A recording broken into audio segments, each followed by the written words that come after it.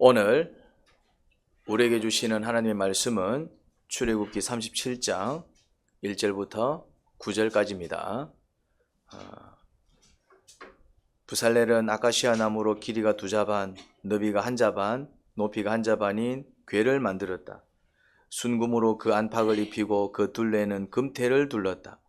금고리 4개를 만들어서 그 밑 네 모퉁이에 달았는데 한쪽에 고리 2개, 다른 한쪽에 고리 2개를 달았다. 아카시아 나무로 채를 만들어서 금을 입히고 이 채를 궤의 양쪽 고리에 끼워서 궤를 맬 수 있게 하였다. 그는 순금으로 길이가 2자반이요 너비가 1자반인 속죄판을 만들었다. 그리고 금을 두들겨서 2그룹을 만들고 그것들을 속죄판의 양쪽 끝에 각각 자리 잡게 하였다. 그룹 하나는 이쪽 끝에 다른 하나는 맞은 쪽 끝에 자리 잡게 만들되 속죄판과 그 양쪽 끝에 있는 그룹이 한 덩이가 되도록 만들었다. 그룹들은 날개를 위로 펴서 그 날개로 속죄판을 덮게 하였고 그룹의 얼굴들은 속죄판 쪽으로 서로 마주보게 하였다. 아멘. 이스라엘 백성은 하나님과 언약을 맺었습니다. 언약에 대한 이야기를 지금 몇 주째 하고 있습니다. 그 의미를 여러분들이 깊이 또 잘 새기시기 바랍니다. 언약은 계약과 같은 것이라는 말씀을 드렸습니다. 서약과 같은 것이지요. 계약에는 계약서에 상방의 도장을 찍습니다. 그 도장의 의미가 뭡니까? 각자 그 계약에 뭘 지겠다라는 것입니까? 책임을 지겠다는 것입니다. 그리고 각자의 책임은 상대방한테는 뭐가 될까요? 권리가 되는 것이지요. 임대인이 자기 책임을 다할 때 그 책임은 임차인한테 뭐가 된다고요? 권리가 되는 것이지요. 또 반대로 임차인은 또 그 책임을 다해야 됩니다. 그것이 임대인한테는 뭐가 될까요? 권리가 되는 것이지요. 매달 월세 얼마를 내야 됩니다. 임차인에게는 책임이지만은 그 월세는 임대인한테는 뭐가 됩니까? 권리가 되는 것이잖아요. 자기 돈처럼 그걸 받을 수 있는 것입니다. 서약에는 부부가 될 두 남녀가 사람들 앞에서 맹세하는 시간을 갖습니다. 그게 이제 결혼식입니다. 그리고 그 정표로 무엇을 교환합니까? 반지를 교환하지요. 그 반지가 도장 역할을 한다 이 말입니다. 그래서 요즘은 그런 어떤 반지에 대해서 또 그렇게 반지를 또 옛날만큼이나 조금 차이가 있는 것 같아요. 그런데 어떻습니까? 그 반지는 빼면 됩니까? 안 됩니까? 안 뗄 것을 뭡니까? 나는 임자가 있는 몸입니다. 그런 어떤 도장과 같은 역할을 합니다. 이 언약이 그렇다 이 말입니다. 하나님과 언약을 맺을 때 그 언약 또한 그런 법적 효력을 지닙니다. 하나님과 맺는 언약 또한 언약에 충실하지 못할 때 뭘 진다고요? 책임을 지게 되어 있습니다. 그 언약에 충실하지 못한 자가 그 책임을 져야 합니다. 그런데 반대로 언약을 잘 지키면 어떻게 된다고요? 언약을 잘 지키면 어떻게 됩니까? 언약의 축복을 영원토록 누립니다. 그런데 언약의 축복은 누리고 싶어 하면서 언약의 축복이 뭡니까? 하나님으로부터 받는 복이겠죠. 하나님으로부터 보호를 받고 하나님으로부터 위로를 받고 하나님으로부터 능력을 받고 아플 때 기도하면 회복도 좀 되고 힘들 때 기도하면 힘도 얻고 그게 언약의 축복 아닙니까? 그게 하늘의 복 아닙니까? 언약의 축복은 누리고 싶어 하는데 그 언약에 충실하지 않는 크리스찬들이 애법이 있습니다. 무슨 말인지 됩니까? 기도는 하지 않으면서 응답받으려고 하고 예배는 드리지 않으면서 하나님을 만나려고 그러고 하나님을 찾지 않으면서 하나님이 날 챙겨주기를 원하고 나는 그냥 내 개인적인 시간 보내기 바쁘면서 주님께서는 왜 날 위해서 일해 주시지 않지라고 탄식하는 크리스찬들이 많다 이 말이죠. 왜 그런 일이 벌어지냐면은 언약적 관계를 몰라서 그래요. 언약적 관계를. 그렇잖아요. 집에도 안 들어오면서 마누라가 밥 안 해준다고 뭘 하는 남자 이상한 거 아닙니까? 집에도 안 들어오면서 엄마가 용돈 안 준다고 투덜투덜 거리는 애는 이상한 거 아닙니까? 무슨 말인지 이해됩니까? 이 언약적 관계다 이 말이죠. 가정에 충실할 때 남편이 가정에 충실할 때 뭘 기대할 수 있습니까? 집에 가면 아내가 된장찌개 끓여놨겠지 할 수 있는 것입니다. 자식이 또 부모 말 잘 듣고 또 이렇게 또 해야 될 도리를 다 할 때 뭘 기대할 수 있는 것입니까? 부모님이 용돈을 주시기도 하고 그런 어떤 혜택과 축복을 누리는 것이지 뭐 지는 지조대로 살면서 왜 부모가 부모 역할을 안 해줘요? 지는 지조대로 살면서 왜 아내가 아내 역할을 안 해줘요? 지는 지조대로 살면서 왜 남편이 남편 역할을 안 해줘요? 이게 말이 됩니까? 안 됩니까? 이게 언약적 관계이기 때문에 그렇다 이 말이에요. 그래서 많은 사람들이 하나님과의 관계를 그냥 어떤 관계로 알고 있냐면 미신적 신으로 알고 있는 사람들이 많습니다. 그냥 신이니까 무조건 인간이 하는 일을 다 줘야 되고 다 도와줘야 되고 신이니까 그냥 인간들이 원하는 소원을 다 들어줘야 되고 신이니까 그냥 인간이 원하는 대로 하나님께서 이 세상을 다스려줘야 되듯이 생각을 한다 이 말이죠. 요게 이제 미신적인 어떤 신앙이다 이 말이죠. 옛날에 우리 할머니들이 할아버지들이 그랬다 이 말이죠. 비나이다가 그거다 이 말이죠. 비나이다. 언약하고는 아무 상관없어요. 그냥 자기가 필요할 때 신을 찾아서 뭐 하는 겁니까? 비나이다. 그게 이제 그게 언약하고 상관이 없는 것입니다. 그걸 미신신앙이라고 한다 이 말이죠. 그냥 어떻게 평소에는 어떻게 산다고요? 평소에는 내 마음대로 사는 거예요 이제. 그러다가 이제 신의 도움이 필요하면 뭐 합니까? 어디 올라가고 비나이다. 이걸 이제 미신신앙이에요. 그런데 이제 요런 방식으로 신앙생활, 교회 안에서도 요런 방식으로 하나님을 섬기는 사람들이 좀 있습니다. 그러니까 평소에는 어떻게 산다고요? 지 마음대로 여행 가고 싶으면 여행 가고 예배 드리기 싫으면 예배 안 드리고 뭐 기도하기 싫으면 기도 안 하고 하나님을 찾기 싫으면 안 찾고 뭐 또 찾고 싶으면 찾고 그러다가 이제 힘든 일이 있으면 뭐지 합니까? 하나님 살아계신 거 맞나 이런다 이 말이죠 이제. 이 언약적 관계를 잘 이해하셔야 됩니다. 그런데 우리가 기본적인 내가 하나님의 백성으로서 하나님의 자녀로서 그 기본적인 언약을 잘 지켜나갈 때 아니면은 이제 또 초신자들은 바로 이제 높은 수준의 신앙을 보이기 어렵습니다. 기도 한 번도 안 하던 사람이 갑자기 뭐 기도를 한다든지 예배를 안 드리던 사람들이 이제 막 갑자기 예배를 드린다든지 이게 쉽겠습니까? 어렵겠습니까? 그럼 하나님께서는 그걸 이해를 해 주실까요? 안 해 주실까요? 해 주십니다. 그런 거는 이해해 주신다 이 말이죠. 아직 잘 몰라서 배우는 단계여서 이제 하나씩 삶을 만들어 나가는 단계하고 이제 알만한 사람이 그냥 막 그런 어떤 언약을 무시하는 거하고는 다른 개념이다 이 말이죠. 무슨 말인지 이해됩니까? 쉽게 말해서 초신자가 1시간 기도 못 하는 거는 괜찮아요, 안 괜찮아요?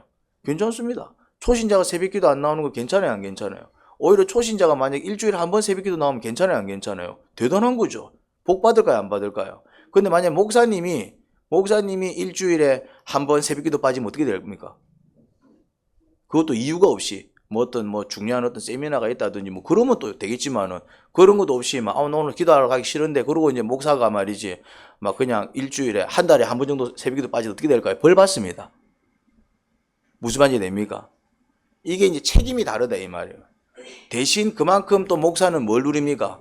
일반 사람들이 누리지 못하는 강력한 능력을 누린다 이 말입니다. 무슨 말인지 이해되죠? 그 목사님 안 좋겠네요. 목사님은 맨날 막 기도만 해야 되고 맞습니다. 불편한 게 있습니다. 그런데 제가 여러분들보다 훨씬 더 능력이 크잖아요. 누리는 축복이 더 크다 이 말입니다. 이게 나쁜 게 아니다 이 말입니다. 저는 하루에 3시간씩 기도합니다. 물론 그렇게 못할 때도 있지만은 그 이상 하려고 애를 많이 씁니다. 근데 만약 내가 그렇게 하지 않으면 어떤 일이 벌어질까요? 혼납니다. 왜 기도하지 않느냐? 그럼 내가 나쁜 것일까요? 아닙니다. 대신 3시간 기도하기 때문에 어떤 일이 벌어집니까? 여러분들은 상상도 할 수 없는 능력을 나는 받고 있다 이 말이죠. 여러분들은 기도응답 받으려면 시간 많이 걸리죠. 여러분들은 어떤 문제를 가지고 기도할 때 한 달 걸릴 수도 있고 뭐 어떤 건 일주일 걸릴 수도 있고 그렇잖아요. 저는 그렇지 않다 이 말. 여러분들이 받는 어떤 응답의 속도라든지 누리는 축복이 다릅니다. 그러니까 이게 손해가 아니다 이 말. 손해가.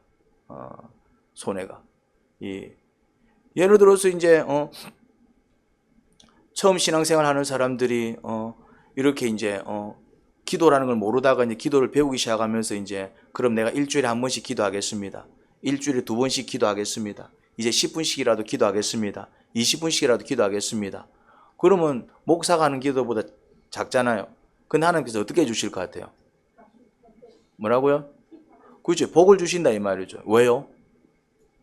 안 하던 사람이 하니까네. 주님께서는 어떤 평가를 하신다고요? 상대평가를 하십니다. 그 상대평가는 니하고 내하고 상대평가를 하는 게 아닙니다. 이 사람은 10시간 기도하는데 니는 왜 1시간밖에 기도 안 해? 이런 상대평가가 아닙니다. 하나님이 하시는 상대평가는 어떤 평가입니까? 어제의 내 모습과 오늘의 내 모습을 평가하시는 거예요. 어제는 내가 10분 했는데 오늘 11분 하잖아요. 그럼 주님께서 어떻게 하신다고요? 복을 주십니다.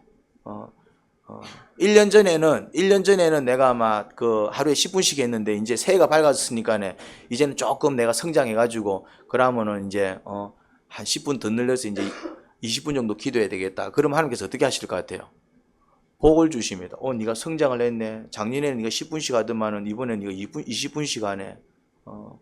근데 반대로 작년에는 1시간씩 기도했는데 올해는 이런저런 이유로 바빠서 기도 시간이 팍팍 줄고 빼먹을 때가 많다. 그럼 어떤 일이 벌어질 것 같아요? 혼난다 이 말. 무슨 말인지 이해됩니까? 왜? 그만큼 더 능력을 주셨을 텐데.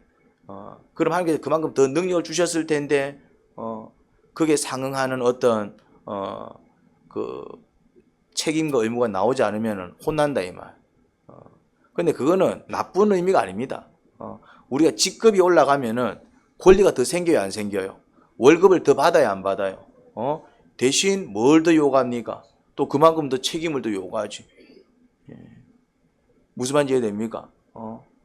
자, 이렇게 군에서 말이지, 이렇게 한 병사가 탈영을 하든지 문제가 생깁니다. 그럼 누가 책임을 집니까? 직속 상관들은 전부 책임을 져야 됩니다. 직속 상관들은 전부 책임을 져야 됩니다. 소대장 책임져야 되고, 중대장 책임져야 되고, 대대장 책임져야 되고, 연대장 책임져야 되고, 사단장 책임져야, 줄줄이 다 책임져야 됩니다. 문제가 클수록 어디까지 올라갑니까? 국방부 장관까지 올라가 버립니다. 그러면은 내가 잘못 안 했는데 왜 내가 책임져야 돼?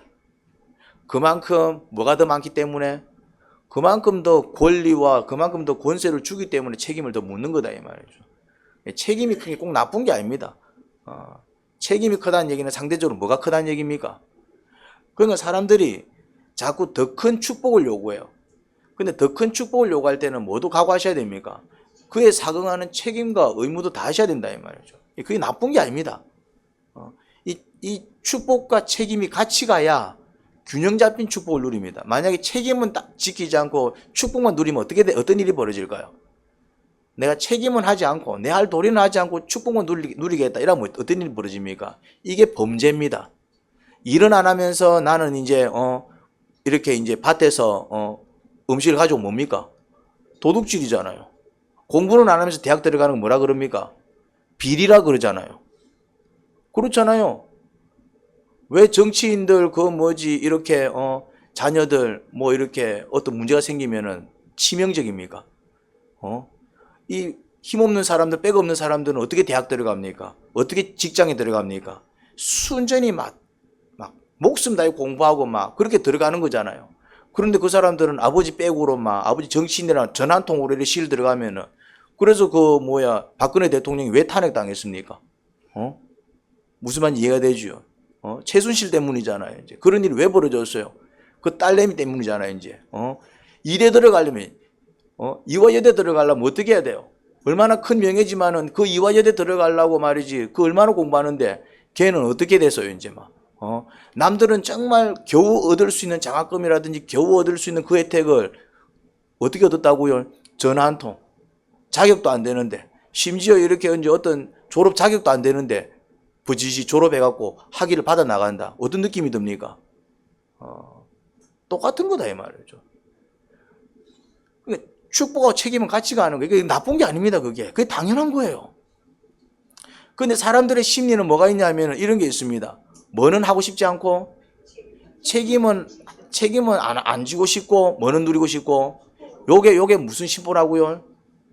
요게 도둑놈 그죠? 이게 범죄다. 이게 도둑놈 심보라니까요. 내가 잘 살고 싶으면 어떻게 하면 됩니까? 열심히 살면 되죠. 근데 자꾸 뭘 꿈꿉니까? 로또? 그렇죠. 놀면서. 놀고는 싶은데 잘 살고 싶고. 무슨 말인지 이해되죠? 공부는 열심히 안 하고 싶은데 좋은 성적 받고 싶고. 이런 심리가 악한 심리라는 사실을 여러분들 이해하셔야 됩니다. 그래서 복권이 악한 거다 이 말이죠. 복권 자체는 사실은 그 사행심은 악한 겁니다. 뭐 그것이 또 이제 뭐 어떤 순기능도 있다 그러지만은 기본적인 어떤 마음은 악한 거다 이 말이죠. 도박이 왜 악합니까? 그 기본적인 어떤 심리 상태는 악한 거다 이 말이죠. 그게 무슨 말인지 이해되죠? 이것이 이제 언약적인 관계다 이 말. 언약적인 관계. 그러니까 이 언약을 이해하면은 계약을 이해하고 서약을 이해하게 되면은 이 하나님과의 관계 속에서도 정말 축복을 원하고 그 은혜를 원하는 사람들이 또 어떤 책임과 또 어떤 노력과 또 어떤 최선을 다해야 되는지 이거는 자연스럽게 나와요. 이거는 여러분들이 그렇게 정말 언약을 잘 지켜서 그 하늘의 복을 온전히 누리는 사람들이 되기를 간절히 바랍니다. 자, 이 오늘 본문은 이제 이 언약궤에 대해 다루고 있습니다. 언약궤. 자, 보겠습니다. 이 계약을 진행하기 위해서는 뭘 작성합니까? 계약서라는 것을 작성하고 그게 이제 쌍방이 도장을 찍음으로써 이제 책임이라는 게 생기고 그 책임은 상대방한테 권리가 된다 그랬죠. 자, 마찬가지입니다. 이 하나님과의 언약 속에서도 이 계약의 계약서에 해당되는 부분이 있습니다. 그게 뭘까요? 그게 율법입니다. 율법. 이 율법의 개념을 잘 이해하셔야 됩니다. 이 율법의 내용, 이 율법 속에는 뭐가 들어가 있습니까? 이 율법 내용을 자세히 보면은 계약서하고 내용이 똑같습니다. 자, 이 율법 속에는 서로에 대한 어떤 책임과 서로에 대한 어떤 의무가 담겨져 있습니다. 우리한테는 어떤 의미가 있습니까? 너희가 하나님의 백성이니까 이제 너희는 하나님의 백성으로서 요렇게 살았으면 좋겠다. 요게 뭡니까? 그게 율법이잖아요. 그래서 나 외에는 다른 신을 섬기지 마라. 이게 이제 이 율법이다 이 말, 이 계약이다 이 말이죠 이제. 그리고 이제 우상 만들지 마라 이제. 안식일을 거룩히 지켜라 이렇게 적혀 있다 이 말이죠 이제. 너희가 이제 내 백성 됐으니까네. 그럼 내 백성으로서 요렇게 살아라. 그 율법이잖아요 이제. 우리가 전세를 얻든지 월세를 얻으면은 계약이라는 게 있잖아요 이제. 집을 어떻게 써라 뭐 아니면 이제 매달 얼마씩 내라 뭐 이런 게 있잖아요 이런 게. 그래서 문제가 생길 때마다 계약서를 가지고 우리가 얘기를 하는 거잖아요. 이제 이거는 주인이 해줘야 된다. 이거는 세입자가 해야 된다. 이거는 누가 해야 된다. 이렇게 이제 우리가 서로가 서로에 대한 어떤 책임과 서로가 서로에 대한 어떤 권리를 얘기하는 거 아닙니까 이제. 율법이 그 역할을 한다니까요 이제 우리가 누구의 백성이 되었습니까? 하나님 백성 됐잖아요 이제. 그럼 하나님 백성 됐으면 어떻게 살아야 됩니까? 하나님 백성으로서 살아야 될 거 아닙니까 이제. 우리가 한국 사람이에요. 한국인이에요. 그렇죠. 한국인이기 때문에 누리는 특혜가 있습니까? 없습니까? 있죠. 아프면 병원 간다. 병원 가면 얼마 냅니까? 얼마 냅니까? 그러니까 한 번 가면은 보통 한 3,000원 안 냅니까? 보통 그냥 기본 보통 진료받으면 한 3,000원, 2,000원 내잖아요. 그런데 2,000원 내고 진료받는 나라는 우리나라밖에 없다니까네. 무슨 말인지 이해됩니까? 만약에 외국인이 한국 사람이 아닌 사람이 그러면은 일반으로 진료를 받으면 얼마 낼 것 같아요? 최소 12,000원 내야 됩니다. 최소. 아무것도 안 했을 때 12,000원입니다. 아무것도 안 했을 때. 근데 뭐 주사를 한 대 맞는다든지 뭐 링거를 한 대 맞는다든지 뭐 어떤 진료 행위가 하나 들어가면 얼마 된다고요? 그러면 막 그냥 2만 원, 3만 원, 막 7만 원, 8만 원, 10만 원 그냥 올라가 버립니다. 근데 우리는 얼마? 우리는 3,000원, 4,000원 많이 내도 10,000원 안쪽으로 냅니다. 맞지요? 몰라 이제 뭐 또 큰 수술을 받는다든지. 근데 막 내가 예를 들어서 몇십만 원 냈다. 그러면은 의료보험 혜택 안 되는 사람은 얼마 내야 됩니까? 몇백만 원 내야 됩니다. 이거 혜택입니까? 혜택이 아닙니까? 혜택이죠. 그런데 여러분들이 매달 뭐 냅니까? 의료보험 낸다 이 말이죠 이제. 안 내면 어찌 됩니까? 안 내면 이제 벌 받는다 이 말이에요 이제. 페널티를 받는다 이 말이에요 이제. 벌을 받는다 이 말이에요. 안 내면은 책임을 안 하면은. 근데 이게 나쁜 걸까요? 좋은 걸까요? 좋은 겁니다. 각 사람들이 책임을 이행을 해줘야 어떤 일이 벌어집니까? 그 권리를 누릴 수가 있는 겁니다. 이거 율법 개념을 잘 알아요. 법이 나쁜 게 아니라니까요. 물론 또 그 법 때문에 좀 골치 아픈 일도 있고, 법 때문에 막 성가신 일도 있고, 그 다음에 이제 법 때문에 안 내도 낼 이거 주차 좀 잘못했다고 막 몇만 원씩 내기도 하고 불편하지요. 그런데 이런 법 때문에 사실은 누리는 축복이 더 많다, 더 적다? 더 많습니다. 사실은. 무슨 말인지 됩니까? 그런 법이 없는 후진국들 가보십시오. 가보라니까네. 어떻는가? 가서 한번 살아보라니까네.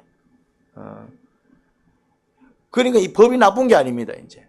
율법이 나쁜 게 아니에요. 신앙생활하면 율법을 지켜야 됩니다. 이런 거 발라 지키지. 그런데 그런 걸 지켜서 안 지키는 것보다는 조금 힘들 수 있어요. 맨날 주일마다 예배 드려야 되고, 막 또 기도 시간 정해서 기도도 해야 되고, 요게 조금 불편할 수는 있겠지만은, 그런데 그것 때문에 누리는 축복이 어마어마하죠. 여러분들이 기도를 배워서 기도의 삶을 살아보십시오. 배울 때는 힘들 수 있어. 안 하던 기도를 해야 되니까. 그런데 그 기도를 배워서 하기 시작하면 어떤 일을 경험합니까? 이런 일을 경험합니다. 내 스스로 해결할 수 없고, 그 누구도 도와줄 수 없을 때, 기도를 통해서 마음이 평안을 얻고, 그래서 그 문제가 해결돼 가지고 정말 내가 이렇게 정말 하나님을 몰랐으면 어쩔 뻔했을까, 그런 경험 해본 적이 없습니까? 이게 능력이다 이 말이죠, 이제. 그럼 만약에 기도하지 아니했다, 기도를 몰라가지고, 아니면 하나님을 예배하지 못했다, 뭐 신앙이 없어서, 그럼 어떤 일이 벌어집니까? 그냥 자기 힘으로 해결하든지, 힘들게 자기 힘으로 해결하든지, 아니면 자기 힘으로도 해결할 수 없으면은 그냥 이게 운명이려니 팔자려니 하면서 불행한 인생 살아가든지.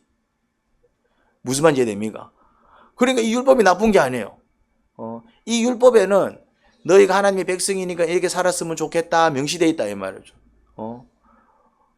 그래서 이제 또 뭐 부모를 공경해라, 간음하지 마라, 도둑질하지 마라. 그런 어떤 율법들이 있다 이 말이에요, 이제. 그러면은 이 율법을 지켜 나갈 때 어떤 일이 벌어집니까?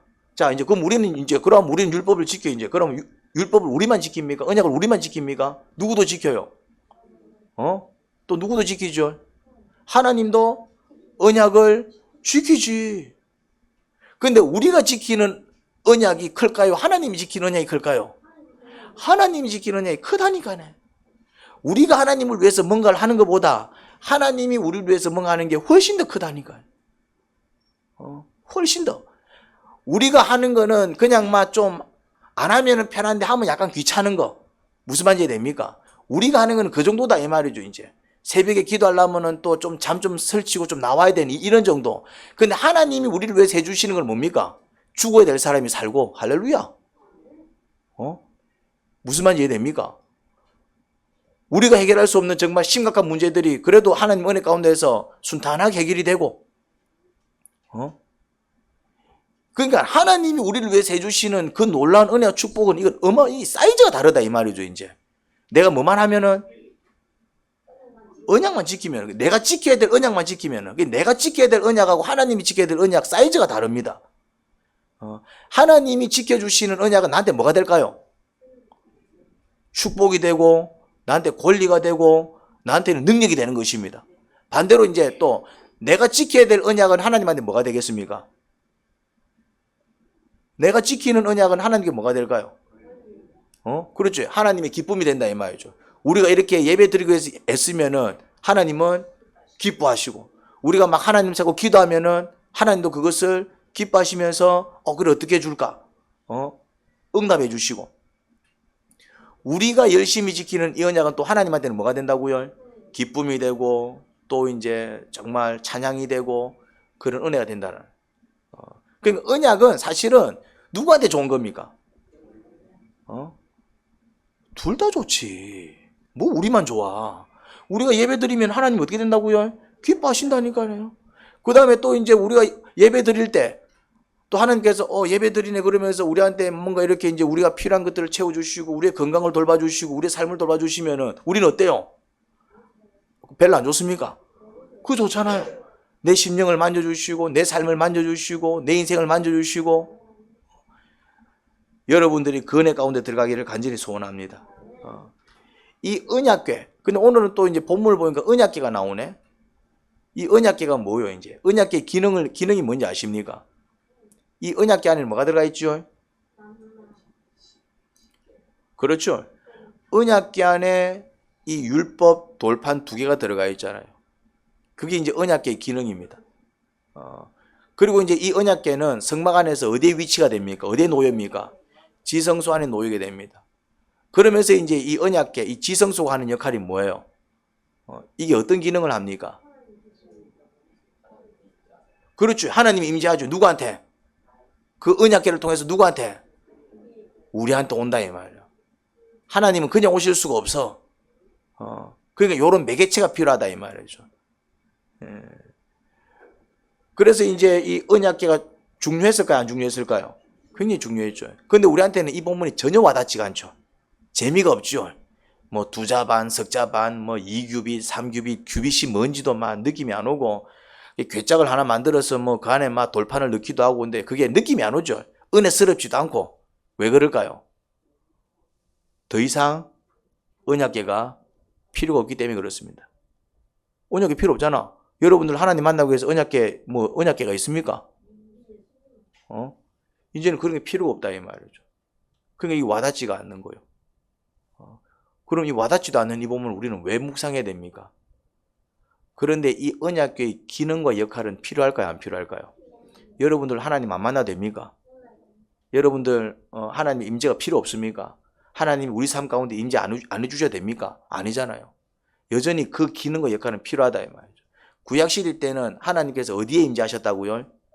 언약궤가 모셔져 있는 지성소 가운데 임하셨습니다. 지성소 가운데. 자, 그러면은 그 지성소의 역할, 언약궤의 역할, 지금은 누가 할까요? 예수님이 한다 이 말이죠. 예수님. 그러면 이제 이 언약궤를 통해서 우리는 예수님의 역할과 기능을 이제 이해하는 겁니다. 예수님이 언약궤 기능만 하는 게 아닙니다. 예수님은 이렇게 이제 그 다양한 역할들을 하지요.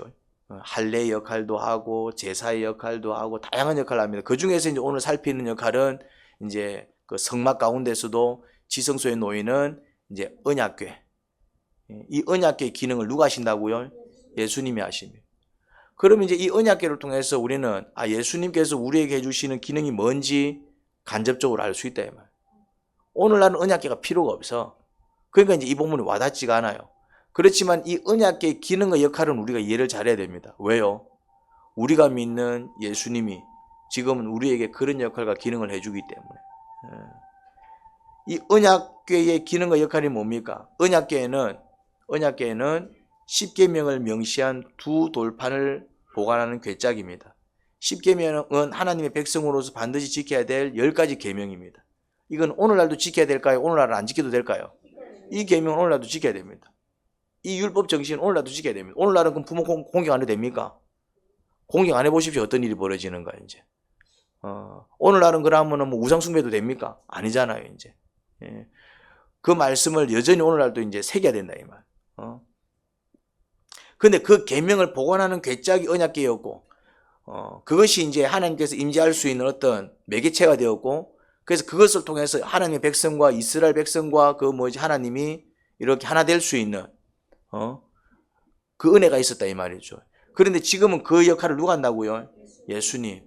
그러니 예수님을 믿을 때 예수님 믿는 사람들은 율법을 지켜야 될까요? 안 지켜야 될까요? 지켜야 된다 이 말이죠. 물론 여기서 말하는 율법은 하나님 말씀에 해당되는 율법입니다. 예수님의 역할을 대신하든 예수님의 기능을 대신하든 그 율법은 더 이상 지킬 필요가 없어. 전통이라 그러죠. 할례, 제사, 성막 이제 이런 거는 만들 필요가 없다 이 말이죠. 그렇지만은 이제 그 역할을 누가 대신하니까? 예수님이. 하지만 하나님 말씀에 해당되는 율법, 하나님 말씀에 해당되는 계명은 오늘날도 어떻게 해야 될까요? 여전히 지켜야 됩니다. 십계명은 여전히 지켜야 되는 계명입니다. 그러니까 우리가 이제는 예수님 안에서 율법을 발견하는 겁니다. 오늘날 예수님을 믿을 때는 그냥 예수님을 우상처럼 믿는 게 아닙니다. 예수님 이게 아닙니다. 오늘날 예수님을 믿을 때는 첫 번째는 예수님 말씀에 순종을 해야 되고요. 이해가 됩니까? 예수님께서 뭐 하신다고요? 말씀을 하십니다. 우리한테 필요한 말씀을 하십니다. 사랑하는 딸아, 네가 이렇게 했으면 좋겠다. 사랑하는 아들아, 네가 이렇게 했으면 좋겠다. 말씀을 하신다고요? 하신다 이 말이죠. 그 뭐지? 저한테 기도 받으러 온 사람한테 제가 기도를 하는데, 주님께서 그 사람한테 무슨 말씀을 하셨다고요? 사랑하는 아들아, 네가 다 좋은데 이전처럼 정말 나를 예배하고 나를 찬양하는 그 예배를 네가 정말 헌신적으로 잘했으면 좋겠다. 뭘 주신다고요? 말씀을 주신다니까요. 말씀을. 그런데 그 말씀만 주신 게 아닙니다. 하나님께서 그 말씀만 주신 게 아니에요. 그 사람이 1시간 반 동안 기도를 받는데 1시간 반 동안 그 사람이 뭐라 얘기하느냐면은 시계를 보고 놀랬어. 기도를 받고 일어났는데 1시간이 반이 지난 걸 보고 놀랬다 이 말이야. 왜 놀랬을까요? 그렇지. 1시간 반 지나간 게 놀랬다니까요. 자기는 한 10분 지난 줄 알았어. 그 말은 뭡니까? 그 1시간 반 동안 기도를 받으면서 그 사람은 어땠다는 얘기입니까? 울고 불고 막 난리가 난 거예요 이제. 그러면 뭐가 임했다는 얘기입니까? 위로가 임했다는 얘기잖아요. 1시간 반이 10분처럼 느껴졌다는 얘기는 그렇잖아요. 이제 막 앞은 안 보이지, 이유는 모르겠지. 근데 주님께서 막 말씀해 주시고 또 그 사람 마음을 만져주시고 그리고 이제 그 사람이 어떻게 살아왔는지 주님께서 하나하나 만지시면서 회복시켜 주시고 이런 거는 좋아하더라 이 말이요. 자꾸 이런 것만 기대를 해요. 주님께 줘요 안 줘요? 주시지. 그런데 이제 근본적인 문제를 해결하려면 주님께서는 위로의 말씀만 주시는 게 아니라 또 어떤 말씀도 주십니까? 책망도 하신다 이 말이죠. 물론 책망이 막 이렇게 막 사람들이 막 버럭버럭 화를 내듯이가 아니라 네가 이 잘못된 것을 바로 잡아 주신다 이 말이죠. 근데 그 말씀에는 그 사람이 뭐 하지 못하더라? 순종하지 못하더래. 은혜가 없었던 것도 아니고 말씀이 없었던 것도 아니고 눈물이 없었던 것도 아니고 근데 만약에 그 사람이 용기를 좀 내가지고 이해는 해. 용기를 내가지고 탁 그 아내한테 얘기하고 나를 위해서라도 이렇게 좀 했으면 좋겠다 하고 이제 정말 정중하게 부탁을 해서 정말 주의를 잘 섬기는 사람이 되었으면 어떤 일이 벌어졌을까요? 그 어떤 축복? 눈이 보였을 겁니다. 저는 그런 거 많이 경험했거든요. 많이 경험했습니다, 저는. 이렇게 말씀을 주실 때 고민하게 만듭니다. 이렇게 한번 해보지 말씀을 주실 때. 그런데 이제 느낌이 옵니다. 꼭 그렇게 하면 손해볼 것 같고 그렇게 하면은 꼭 뭔 일이 벌어질까. 근데 주님께서 말씀하셔서 예 알겠습니다. 한번 해보겠습니다. 뭐 어떤 일이 벌어진다고요? 그 축복은 기적입니다. 안 될 일들이 벌어진다 이 말. 그럴 때 용기가 필요해요. 애써도 용기. 뭡니까? 죽으면 죽겠습니다. 그럼 죽으면 죽겠습니다라는 말을 한 이유가 뭘까요? 내가 그렇게 했을 때 어떻게 될 수도 있다? 죽을 수도 있다는 얘기입니다. 그런데 설마 주님께서 주님의 뜻을 이루시는데 죽게 하실까? 그렇게 믿고 나가면은 죽을까요? 아니면 남까지 살릴까요? 남까지 살립니다.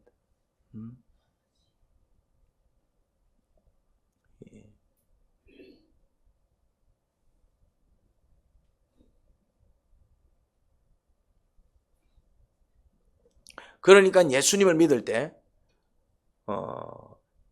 이제는 더 이상 그 언약궤 안에 있는 두 돌판을 지킬 필요는 없지만 무슨 말인지 이해됩니까? 왜? 이제 우리는 언약궤하고 상관이 없어. 그렇지만 누구 안에 있는? 예수님 안에 있는 어떤 말씀? 예수님의 말씀. 그게 이제 결국에는 십계명이죠. 그게 결국 십계명이죠. 동일한 말씀을 하십니다, 주님은. 다른 말씀 안 하세요. 동일한 말씀 하세요. 그래서 우리가 그 말씀에 뭐에 나갈 때마다 순종해 나갈 때. 그리고 또 예수님을 믿는다라는 것은 예수님 말씀에 순종하는 것을 의미하지만 그게 이제 언약궤의 기능입니다. 율법의 기능이다 이 말이에요. 두 돌판의 십계명의 기능. 그리고 또 뭐가 있습니까? 예수님 성품처럼 살아가지 못하는 내 모습을 죄악이라고 고백할 줄 알아야 됩니다. 우리는 예수님처럼 살지 못하는 모습을 어떻게 생각합니까? 당연하게 생각합니다. 예수님이 아닌데 어떻게 그래 살아가노? 그러니까 내가 뭐가 아니다는 얘기입니까? 죄인이 아니다라는 얘기죠. 내 모습과 예수님 모습이 다를 때, 자 보겠습니다. 남이 나한테 침을 뱉으면 나는 어떻게 합니까? 그렇죠. 가래를 뱉어버리죠. 이게 죄악입니까? 죄악이 아닙니까? 죄악이 아니죠, 이제. 아니, 그건 정답이고. 빨리 가서 그런 거고. 우린 죄악이라 생각 안 하죠, 이제. 이래 얘기하잖아요. 가만히 있는 나를 건들더라고. 이래 얘기한다, 이 말이죠, 이제. 지가 나한테 이랬거든. 이래 얘기한다, 이 말. 그 말은 무슨 말입니까? 내가 죄인이 아니고 그 인간이 죄인이라는 얘기죠. 그런데 예수님은 자기한테 침뱉고, 자기한테 못 받고, 자기한테 해꾸지하는 사람들 어떻게 하셨습니까? 어떻게 하셨다고요? 불쌍하게 여기시고, 또 뭐 하셨습니까? 그들을 용서해 주셨다, 이 말. 이게 예수님의 형상입니다. 근데 내가 그렇게 하지 못해서, 내 건든다고 열받고, 내 건든다고 화내고, 내 건든다고 나도 처박아 삐고, 내 건든다 들이받고, 이게 다 뭐란 얘기입니까? 왜 악합니까? 근거가 뭡니까? 그게 왜 죄냐고? 예수님의 성품하고 다르기 때문에. 예수님의 성품과 다른 모습이 죄악이다라는 사실을 인정을 해야 됩니다. 근데 대부분 사람들은 예수님과 다른 모습을 그렇게 생각하지 않습니다. 예수님을 대단하게 생각해 버립니다. 그리고 내 모습을 어떻게 생각합니까? 이게 당연히 다 이래 살잖아. 내만 이래 살아. 다 이래 살잖아. 이래 생각. 그래서 다 이래 살기 때문에 다 뭐란 얘기입니까? 다 죄인이란 얘기인데 그렇게 얘기 안 한다 이 말이죠. 아, 내가 예수님처럼 살지 못하는구나. 내가 이제 예수님처럼 나도 예수님처럼 이제 저렇게 하면 용서 한번 해봐야지. 용서가 안 되네. 왜요? 죄인이기 때문에. 예수님 또 저렇게 사랑하네. 나도 저런 사람을 한번 사랑해봐야지. 나 근데 저런 사람 사랑이 안 돼. 왜 그럴까요? 아이고, 내가 죄인이구나. 나의 연약한 이런 모습들이 다 뭐라고요? 죄라는 사실을 깨닫고 주님 앞에 머리를 숙이고 주님 저는 죄인입니다 할 때 뭘 받을까요? 어떤 은혜 그러니까요. 저는 죄인입니다 고백할 때 어떤 은혜를 받습니까? 그렇죠. 그때 받는 게 칭이다 이 말. 네가 의롭구나. 의로워서 의롭다라고 얘기해 줍니까? 아니면 의롭지 않은 자를 의롭게 여겨주십니까? 이게 언약궤의 기능입니다. 언약궤의 기능. 언약궤를 통해서 우리가 예수님을 어떻게 믿어야 되는지 또 조금 이제 이야기 됩니다. 그냥 나 예수님 믿어요. 나 교회 다녀요. 그러니까 사람들이 그냥 교회 다니는 걸 예수님 믿는 걸로 착각하는 경우들이 많아요. 그냥 교회를 다니는 거예요, 그냥. 막 그냥 교회를 다녀요. 아니면 그냥 교회 자기 이름이 올라가 있어. 절에 안 가고 그냥 막 한 번씩 그냥 교회 다녀요. 그거를 뭐라고 얘기한다고요? 나 예수님 믿는데요. 나 종교가 기독교인데 다 같은 말입니다. 그런 개념이 아니에요. 예수님을 믿는다는 말은 그런 개념이 아닙니다. 언약궤를 통해서 그 언약궤 기능을 지금 누가 하고 계신다고요? 예수님 하고 계신다 이 말이죠. 그럼 그 기능을 이해하고 내가 어떻게 예수님을 믿어야 될지 그 자세를 배워나가야 되는 것입니다. 언약궤를 통해서. 할렐루야. 한번 보자고요. 그러면 제가 또 이제 그런 얘기를 했잖아요. 주일 성수가 언약을 지키는 가장 기본이 되는 노력이라 그랬잖아요. 그럼 이게 왜 그렇게 연결되는지 한번 보자고요. 자, 언약궤의 기능 중에는 뭐가 있다고 그랬죠? 언약궤의 기능은 두 돌판을 이렇게 이제 궤짝에 넣어가지고 그곳이 이제 성령님께서 임하시고 하나님께서 임하시는, 그래서 우리를 만나주시는 그런 어떤 지성소의 역할을 지금 누가 하신다고요? 예수님이 하십니다. 예수님이. 그래서 예수님 안에 말씀이 있고, 이제 그 말씀은 우리가 순종해야 될 정말 율법과 같은 귀한 말씀입니다. 할렐루야. 여러분들이 그 말씀을 순종해 나가야 됩니다. 자, 한번 봅시다. 그러면은 예수님을 믿는 것과 이 주일 성수가 어떻게 연결되는지 한번 보자고요. 예배 때, 예배 순서를 한번 보자고요. 예배 순서. 예배 순서가 몇 가지가 있는데 그 중에서 좀 이렇게 중요한 비중을 차지하는 순서가 뭡니까? 예배 가운데에서. 뭐라고요? 그렇죠. 설교잖아요. 물론 다른 건 다 중요합니다. 그런데 특별히 조금 더 이제 비중을 차지하는 게 설교 아닙니까? 근데 이 설교는 누구의 말씀입니까? 하나님 말씀이죠. 물론 목사님이 전해요. 근데 제가 제 개인적인 얘기를 전합니까? 아니면 성경을 읽고 묵상해서 그 가운데서 발견한 주의 뜻을 전합니까? 무슨 말인지 이해가 되죠? 지금 제가 하고 있는 이야기는 제 개인적인 얘기가 아닙니다. 같이 여러분들도 성경을 묵상했지만 저도 그 본문을 묵상하고 와서 이 본문이 주는 유익이 뭔가, 이 본문을 통해서 주님께서 뭐라고 말씀하시는가, 저는 그거를 나름대로 묵상하고 연구해서 왔다 이 말이죠. 이제 물론 연구도 내가 했고 묵상도 내가 했지만은 결국 그 깨달음은, 성경을 묵상하고 성경을 연구해서 얻은 그 깨달음은 누구의 말씀이겠어요? 하나님 말씀이다. 물론 제가 전하는 것도 맞고 내가 연구한 것도 맞지만은 제가 불경을 제가 연구하고 왔으면 하나님 말씀 아니에요. 제가 개인적으로 좋은 책이라든지 좋은 어떤 글을 내가 읽고 그 논문을 제가 연구해 왔으면은 이건 하나님 말씀이 아니에요. 그런데 성경을 읽고, 우리는 성경을 하나님 말씀으로 믿는 사람들이니까 그 성경을 읽고 그걸 묵상해서 그 안에서 얻은 교훈과 깨달음을 전했다면 이건 뭐가 되는 것입니까? 하나님 말씀인 것입니다. 저도 그 말씀에 순종해야 되고, 전하는 저도 제가 전하는 이 말씀에 순종해야 되고, 듣는 여러분들도 이 말씀에 순종해야 된다 이 말이죠. 무슨 말인지 이해가 되죠? 그러니까 설교 시간에 선포되는 말씀은 결국 누구의 말씀이라는 얘기입니까? 하나님 말씀. 다르게 얘기하자면은 예수님의 말씀이라는 얘기죠. 그럼 언약궤로 치자면은 언약 궤짝 안에 있는 뭐와 같은 겁니까? 그렇죠. 두 돌판, 율법이 새겨져 있는 두 돌판과 같은 것이죠. 그것 위에 구약시대 때는 누가 임하셨다고요? 하나님 임하셔서 백성을 만나주셨다 이 말이죠. 그러면은 이 설교가 그 역할을 한다 이 말이에요 이제. 그러면 주일날 이 설교를 전하는 저를 통해서 또 이 말씀을 듣는 여러분들 가운데 누가 임하실까요? 하나님. 하나님 임하신다 이 말. 그럼 지금 이곳에 하나님께서 임하셨을까 안 임하셨을까요? 임하셨습니다. 그 증거가 뭐냐면은 예배를 제대로 드리고 돌아가면은 기분이 좋아요 아니면 찝찝해요? 좋은 이유가 뭘까요? 그게 내 마음이 하나님을 만났다라는 증거입니다. 자꾸 우리는 하나님을 눈으로 보려고 그래. 눈으로는 안 보여. 그런데 예배를 제대로 드리고 나면, 물론 예배를 이상하게 드리면 실컷 자다가 가면은 소용이 없는 거죠. 의미가 없는 거잖아요. 그 예배를 드렸다고 보기 어렵잖아요. 물론 이제 막 그렇게라도 막 주님을 찾으려고 애를 쓴 모습은 바람직하겠지만은, 어쨌든 내가 얘기하는 것은 정말 제대로 예배를 드렸다면은 무슨 말씀을 전하시나 듣고 찬양할 때 같이 찬양 부르고 기도합시다 할 때 같이 기도하고, 어쨌든 예배를 제대로 드리면은 마칠 때에 마음이 좋아요 아니면은 아유 내가 뭐 하러 왔지 이런 마음이 들어요. 그러면 좋으면 왜 좋을까 그러면은? 그것이 하나님을 만났다라는 증거다 이 말이죠. 내 심령 가운데 하나님께서 임재하셨다는 뜻이에요. 하나님의 영이 임하면 기분이 좋아요. 마귀가 임하면 기분이 안 좋아요. 싸우고 나면 기분이 좋아요 안 좋아요?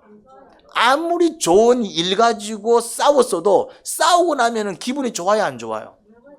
안 좋습니다. 왜 안 좋을까요? 그렇죠. 마귀가 임했다는 뜻입니다. 귀신이 역사했다는 뜻이에요. 우리가 뭘 통해서, 우리가 분별도 잘 몰라도 뭘 통해서 알 수 있습니까? 마음을 통해서 지금 성령님이 역사하시는지 마귀가 역사하는지 어느 정도 알 수 있다 없다? 어느 정도는 알 수 있어요. 성경을 몰라도 알 수 있습니다. 그거는 애들도 알 수 있습니다. 그러면은 하나님께서 임하셨으면은 그 하나님이 한 주간 나를 도와주실까요? 안 도와주실까요? 도와주십니다. 그럼 이제 이런 질문하지 이제. 예배 드리는 사람들도 문제 생기던데요. 생깁니까 안 생깁니까? 생긴다니까요. 목장 모임 가도 뭐 이렇게 힘든 사람은 힘들게 살던데요. 힘들게 삽니까 안 삽니까? 삽니다. 돈은 누가 잘 벌까요? 1번 예배 잘 드리는 사람, 2번 실력 좋은 사람. 실력 좋은 사람이 돈을 잘 벌지 예배 잘 드리는 돈 버는 게 그거 아무 상관없어. 그러면 예배 드릴 필요가 없네? 있지. 의사들은 삶이 행복할까요? 아닙니다. 그들도 뭐가 필요할까요? 위로가 필요하고 평안이 필요하고 또 뭔가 이렇게 이제 또 해결해야 될 골치 아픈 문제들이 있고. 무슨 말인지 이해됩니까? 내가 형편이 어려운 이유는 왜 형편이 어려울까요? 내가 능력이 없어서 형편이 어려운 거야. 죄송한 얘기지만 어렸을 때 공부 못해서 형편이 어려운 거야. 남들 공부할 때 공부 안 해서 내가 형편이 어려운 거야.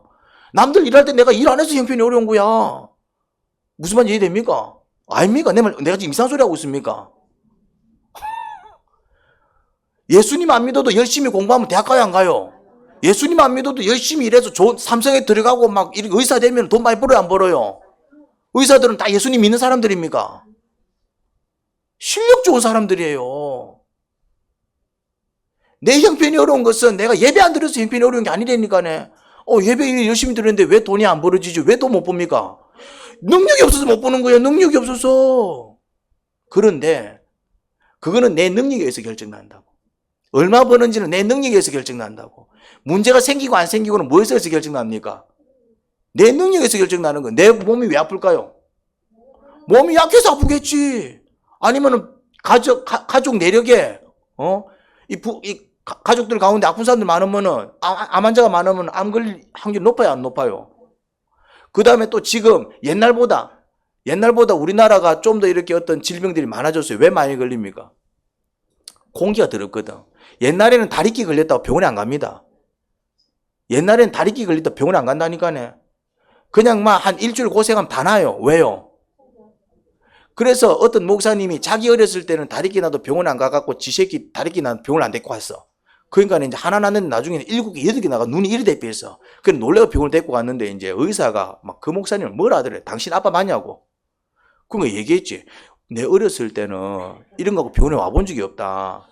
근데 의사가 뭐라 얘기하냐면은 그때는 우리나라가 물이 깨끗하고 공기가 깨끗했기 때문에 그 옛날에 우리 어렸을 때 못 봤어요. 콧물 질질 흘리고 막 이런 거 못 봤습니까? 병원 가요 안 가요? 다 났지요. 그때는 왜 다 났을까요? 그때는 나라 자체가 물이 깨끗하고 공기가 깨끗했기 때문에. 근데 지금은 더럽습니다. 지금은 더럽다니까네. 지금은 병원 가고 항생제 안 맞으면 안 낫습니다. 지금은. 그러니까 그런 이유 때문에 뭐가 더 생기는 겁니까? 질병이 생기고 문제가 생기고 막 바이러스가 돌고. 이거는 세상이 약하고 우리가 연약하기 때문에 우리가 조심 못하고 우리가 좀 그런 부분에 대해서 취약점을 가지고 있으면 어떻게 됩니까? 문제 생깁니다. 문제 생긴다 이 말이에요. 그런데 예배를 드리면 어떤 축복이 있습니까? 그 문제를 주님께서 해결해 주시고 그걸 통해서 깨달아야 될 교훈을 알게 하시고 그래서 몰랐을 때는 화가 났는데 깨달으니까 마음에 평안이 있고 그래서 설령 해결이 안 되더라도 내가 왜 이런 일을 당해야 되는지 그 이유를 아니까 그냥 평안하게 그 어떤 문제들을 또 짊어져 나가고 때로는 하나님께서 또 필요에 따라서는 또 주의 능력으로 또 그런 문제들이 깨끗하게 해결되기도 하고 이거는 예배자들이 누리는 축복이다 이 말. 예배자들. 우리가 목장 모임 왜 가요? 목장 모임 가면은 문제 안 생깁니까? 근데 왜 가요? 그럼 어차피 문제 생기고 목장 모임 가도 문제 생기고 목장 모임 안 가도 문제 생기는데 그 목장 모임 안 가야지. 이래도 문제 생기고 저래도 문제 생기는데 근데 왜 갑니까? 그게 왜 가야 되냐고 그러니까 그렇죠. 가서 이제 서로의 어떤 힘든 아픔을 얘기할 때 위로받고 그러면 그 기도를 또 누가 일해 주십니까? 하나님이 일해 주시죠. 그러니까 뭐 기도하는 사람들도 문제 생기더라. 뭐 기도하는 사람들도 싸우더라. 뭐 기도하는 사람들도 뭐 저라더라. 어쩌더라. 맞습니다. 틀린 말 아니에요. 그런데 왜 기도하고 왜 예배드리고 왜 목장 모임 가고 왜 자꾸 주일을 성수하게 애를 씁니까? 그 가운데서 임하시는 주님의 역사가 있기 때문에 그 가운데서 내 문제를 보게 하시고 원인을 알게 하시고 내 마음을 만져주시고 어떤 회복과 그런 어떤 능력들이 있다 이 말이죠. 이게 축복이라니까요. 그리고 거기서 또 문제를 해결할 수 있는 힘과 능력까지 주님께서 길러주시기 때문에 어떤 일이 벌어집니까? 다음에 비슷한 문제가 발생했을 때 좀 더 지혜롭게 처신할 수 있고 처리할 수 있는 능력까지 겸비시켜 주십니다. 그걸 성장이라 그런다. 성장. 성장. 여러분들이 그렇게 또 언약을 잘 지키는 사람들이 되기를 소원합니다. 그거를 자꾸 의무로 생각하면 힘들어요. 기도를 의무로 생각하면 기도가 얼마나 힘들어요. 목장 모임을 의무라고 생각하면 갈 때마다 괴로울 거 아니야. 무슨 말인지 이해됩니까? 예배? 우리 주일마다 예배 드려야 되는데 토요일만 되면은 그때부터 이제 앞이 캄캄할 거 아니야. 아유, 내일도 주일이네. 그러면은 이렇게 언약을 지키고 이렇게 주일을 성수하면은 좀 괴로울까요? 좋을까요, 이게? 괴롭겠죠. 그러니까 반대로 생각해라, 이 말이에요. 하나님을 만나서 주님께서 내 마음을 만져주실 때, 운동을 하는 사람들은 운동이 좋아서 하는 사람들은 별로 없습니다. 다 뭐라고 얘기하냐면은 저도 지금 운동을 다니지만은 이 운동하러 갈 때마다 뭐라 얘기하냐면은 같이 운동하는 사람 중에 이제 경찰이 한 분 계세요. 이제 그분 올 때마다 하는 얘기가 있어. 네 진짜 안 올라 했는데 맨날 샤워할 때마다 내 진짜 오늘 안 올랬는데 이제 경찰은 3교대 4교대 하니까 이제 이게 올 때도 있고 못 올 때도 있어요. 이제 내가 내일 또 이제 근무 쓰면은 내가 내일은 주간 근무라서 내가 못 오고 내가 올 때마다 뭐라고 얘기하냐면은 내가 오늘 진짜 안 올라 그랬는데 내 컨디션이 안 좋아. 내가 진짜 내가 가야 되나 말아야 되나 맨날 이래 와요. 근데 운동하는 사람은 대부분 다 이래요. 나도 갈 때 가야 되나 말아야 되나 가야 되나 말아야 되나. 근데 왜 가냐 이 말. 우리 병기 형제는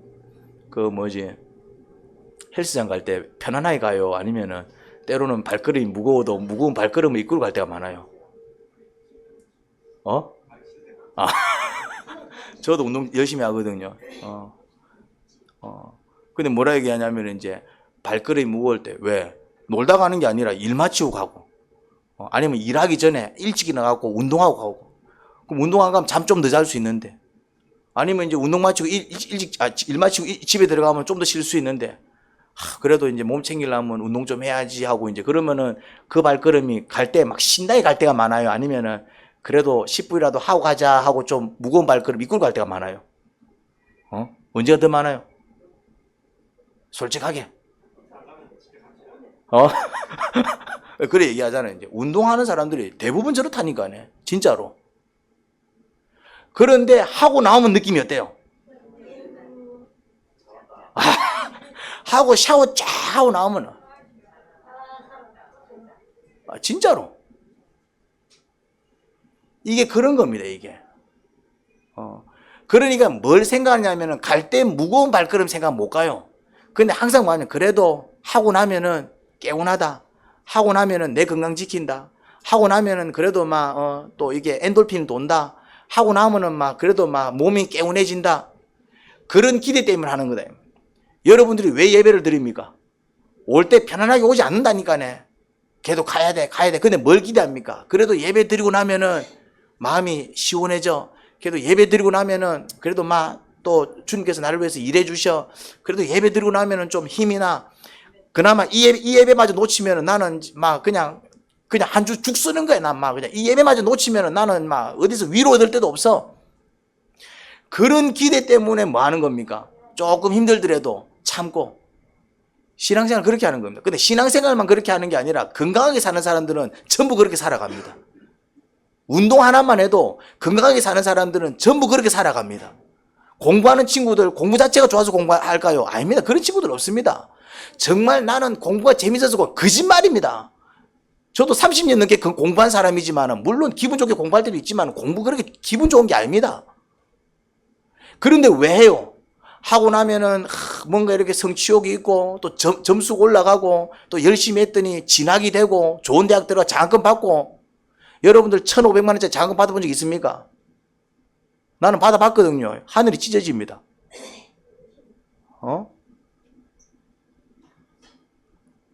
나는 그런 장학금 받아봤거든요. 그러니까 어떤 느낌 들어요? 와, 열심히 하면은 이렇게 내 인생이 풀리는구나. 이렇게 열심히 하면은. 그러니까 재밌어서 하는 게 아니라 왜 합니까, 이제? 힘은 들지만은 이거 하면은 내가 성장해. 이거 하면은, 장학금이 나와. 이거 하면은, 내가 좀 더 나은 삶을 살아갈 수 있어. 그런 희망과 기대가 뭘 만들어 나갑니까? 지금 힘들더라도 이걸 참고 나갈 수 있는 에너지를 만들어낸다, 이 말이죠. 신앙생활을 그렇게 하는 것입니다. 그런 자들이 하나님의 능력을 입고요. 그런 자들이 하나님의 은혜를 입고요. 그러니까 은혜는 누가 있느냐 하면은 노력하는 자들이 입습니다. 능력은 누가 있느냐 하면은 정말 힘쓰는 자들이 입습니다. 물론 내 노력으로 되는 건 아니야. 뭐만 이해됩니까? 노력하는 자에게 하나님께서 그런 은혜들을 주신다 이 말이죠. 구원받기 위해서 노력하셔야 됩니다. 응답받기 위해서 노력하셔야 된다 이 말이죠. 말씀을 듣기 위해서 노력하셔야 됩니다. 생명을 얻기 위해서 노력하셔야 됩니다. 위로받기 위해서 노력하셔야 됩니다. 위로를 주시는 분은 누구야? 하나님이지만 나는 어떤 노력해야 된다고요? 그 위로를 받기 위해서 애를 쓰셔야 됩니다. 응답을 하시는 분은 누구십니까? 하나님이시지만 나는 어떤 노력해야 된다고요? 그 응답을 받기 위해서 노력을 해야 되는 것입니다. 하나님께서 나를 위해서 일해 주십니다. 나를 위해서 일해 주셔야 사업이 풀려요. 나를 위해서 일을 해 주셔야 지혜가 열린다니까네. 나를 위해서 일을 해 주셔야 체력이 좋아집니다. 나를 위해서 일해 주셔야지 아파도 빨리 낫는다 이 말이죠. 그런데 그런 은혜를 누리려면 내가 뭐 해야 됩니까? 은혜를 받기 위해서 노력해야 된다 이 말이죠. 기도는 안 하는데 어떻게 은혜가 임합니까? 예배를 드리지 않는데 어떻게 하나님 말씀을 듣냐 이 말이죠. 묵상을 하지 않는데 어떻게 깨달음이 있고, 어떻게 하나님을 찾지 않는데 하나님께서 만나 주시겠냐 이 말이죠. 내가 노력해서 문제를 해결하는 건 아니에요. 이 착각하면 안 돼. 내가 노력해서 천국 들어가는 거 아니고, 내가 노력해서 내가 원하는 거 이루는 거 아니고, 내가 노력해서 건강해지는 것 아니고, 내가 노력해서 사업 성공하는 거 아닙니다. 요거 착각하면 안 돼. 또 이런 착각을 하시는 분들이 있어. 성공을 시켜주시는 분이 누구라고요? 하나님. 내 건강 지켜주시는 분이 누구라고요? 하나님. 나한테 지혜를 주시는 분이 누구라고요? 하나님. 내 문제를 해결해 주시는 분이 누구라고요? 하나님. 나를 천국으로 보내주시는 분이 누구라고요? 하나님인데 그 은혜를 받기 위해서 노력한다 이 말이죠. 노력의 색깔이 그거다 이 말이죠. 이해가 됩니까? 그래서 여러분들이 가만히 앉아있는 사람이 되어서는 안 됩니다. 그래서 기도를 결단하셔야 됩니다. 가만히 앉아있는 사람들 되시면 안 됩니다. 이제는 기도 시간을 조금씩 늘려나가야 됩니다. 이제는 가만히 앉아 계시는 분들이 되면 안 됩니다. 주님께서 어떻게 말씀하시나 들으려고 애를 쓰셔야 됩니다. 그리고 이제 주의 말씀을 깨달았고 뭔가 이제 정말 주님께서 뭘 원하시는지 뜻을 깨달았다면은 이제는 그것을 어떻게 하면 순종할지 고민해보고 잘 안 되면 기도해보시고 또 그러면서 한 번 더 노력해보고 그런 어떤 과정 속에서 여러분들이 성장해 나갑니다. 할렐루야. 그렇게 언약을 지키시는 여러분들이 되기를 간절히 바랍니다. 그래서 여러분들이 생명을 누리고 능력을 누리고 말씀을 누리고 정말 그 놀라운 능력 속에서 여러분들의 모든 문제를 해결해 나갔으면 좋겠어요. 왜 이런 문제가 생기지 이러지 말라니까네. 문제는 생긴다 안 생긴다? 예배를 드려도 생긴다 안 생긴다? 크리스찬들한테도 문제가 생긴다 안 생긴다? 생깁니다. 왜? 세상이 약하고 우리가 연약하기 때문에.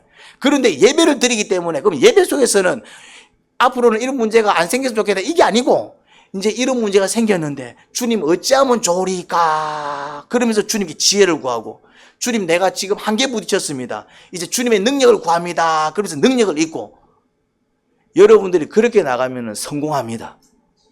적어도 실패는 하지 않습니다. 넘어져 있다면 일어설 수 있습니다. 기운이 없다면 새 기운을 얻을 수 있습니다. 답이 없어서 답답하다면 빛이 보일 것입니다.